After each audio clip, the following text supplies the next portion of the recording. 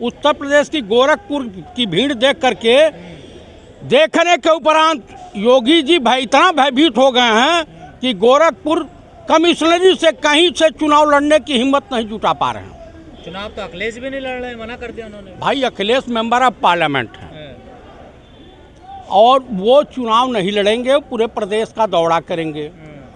श्रीमती प्रियंका गांधी वाड्रा पूरे प्रदेश नहीं पूरे देश का दौरा करेंगी, वो भी चुनाव नहीं लड़ेंगी।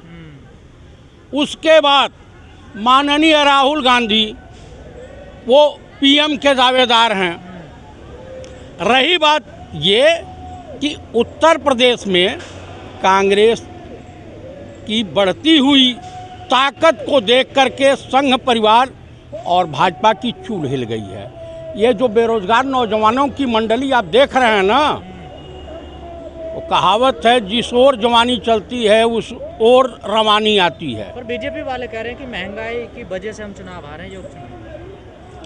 ये स्वीकार किया ना, आज तक स्वीकार नहीं कर रहे थे कि इस देश में महंगाई है, पेट्रोल और डीजल के दाम आसमान छू रहे हैं, इस देश में क्राइम बढ़ रहा है। ये तो स्वीकार नहीं कर रहे थे बीजेपी वाले, अब स्वीकार तो करने लगे ना कि इस देश में महिलाओं का चीरहरण हो रहा है, उन्हीं के लोग कर रहे हैं। किसानों का शोषण हो रहा है, उन्हीं के लोग कर रहे हैं। किसानों को थार जीप से रौदा जा रहा है। भारत देश के गृह राज्य मंत्री अजय मिश्र उर्फ टैनी का पुत्र रौंद रहा है, इसको स्वीकार कर रहे हैं ना। अभी धीरे धीरे क्या क्या स्वीकार करेंगे। साथ दूरबीन से देख रहे हैं, गुंडे मिले नहीं यूपी में। हाँ, वो कहावत है ना, दीपक तले अंधेरा, और दीपक तले अंधेरे, दीपक को अपने नीचे नहीं दिखाई देता है कि कितना अंधेरा होता है। उसी तरीके से वो दिमागी रूप से विकलांग हो गए हैं। कौन? अमित शाह, गृह मंत्री, भारत सरकार। तो कहाँ है गुंडे? अब यूपी छोड़कर तो भाग गए। कहाँ भाग गए? गोरखपुर में जो व्यापारी की हत्या हुई थी वो गुंडे कहाँ से आए थे? थारदीप से कुचलने वाला वो गुंडा कहाँ का था? अजय मिश्र टैनी तड़ी पार के साथ रहता है, वो गुंडा जो तस्कर रहा है, जो हत्यारा रहा है, जो व्यभिचारी है, वो गुंडा उनको नहीं दिखाई देगा। बीजेपी वर्ल्ड रिकॉर्ड बना रही है, 9 लाख दिए जला रही है। आपको तो गर्व होना चाहिए। वो अपने बाप के घर से जला रहे हैं। जो नौटंकी जाके केदारनाथ में चाँप रहे हैं, जो जा कर के ये ड्रामा फैला रहे हैं कि बड़ा ही जगत गुरु आदि गुरु शंकराचार्य के बड़े भक्त थे।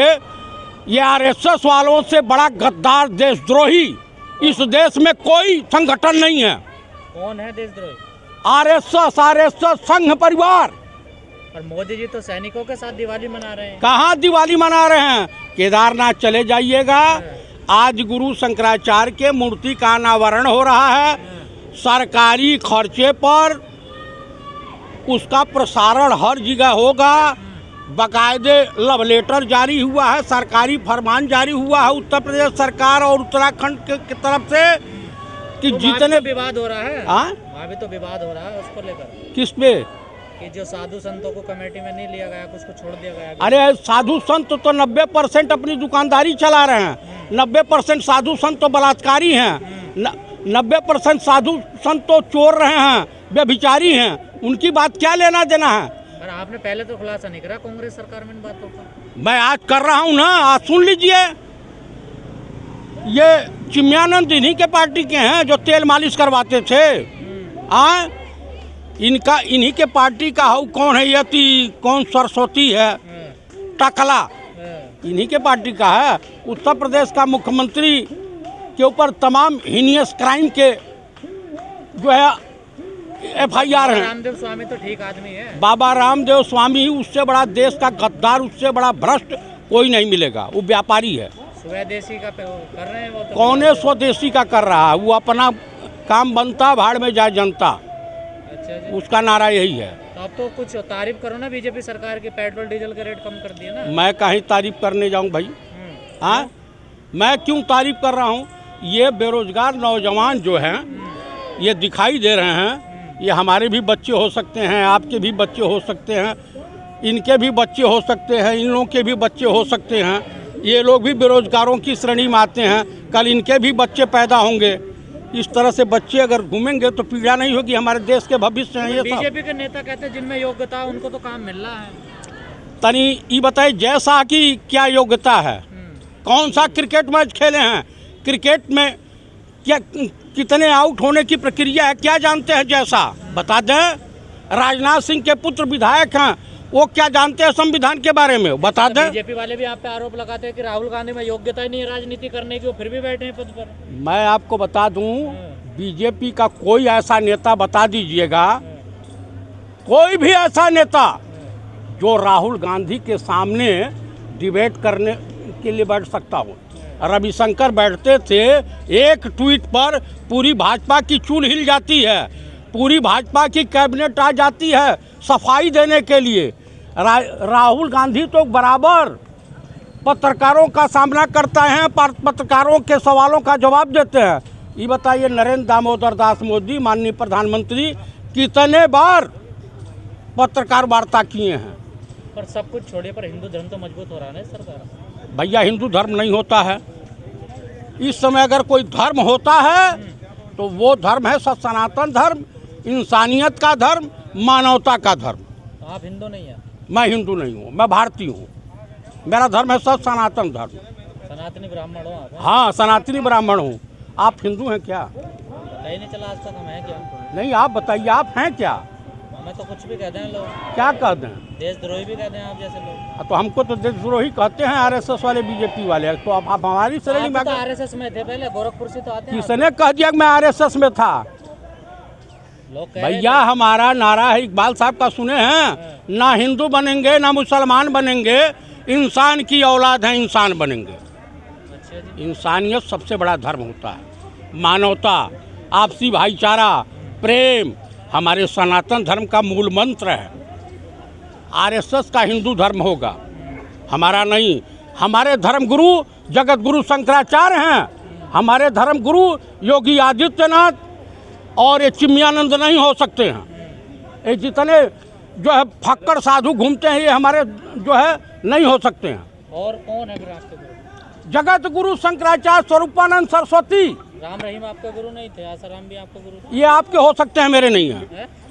ये आपके हो सकते हैं भैया, मोदी जी के हो सकते हैं। आप तो जाते थे सत्संग में? भाई नहीं, मैं उनके सत्संग नहीं। लव गुरु जितने हैं वो सब संघ परिवार के और बीजेपी वालों के होते हैं, चाहे राम रहीम हो या आसाराम हो। ये लव गुरु हैं? ये लव गुरु हैं। संत नहीं मानता है? नहीं, मैं ये लव गुरु मानता हूँ, व्यभिचारी मानता हूँ, भ्रष्टाचारी मानता हूँ, देशद्रोही मानता हूँ, गद्दार मानता हूँ। कैसी बात कर रहे हो? मैं जो कह रहा हूँ सत्य कह रहा हूँ, प्रमाण के साथ कह रहा हूँ। किस पुरस्कार के तहत जेल की काल कोठरी में है आसाराम? स्वामियों को? ये कौन से स्वामी हैं भैया? ये अपनी को? ये कौन से संत हैं?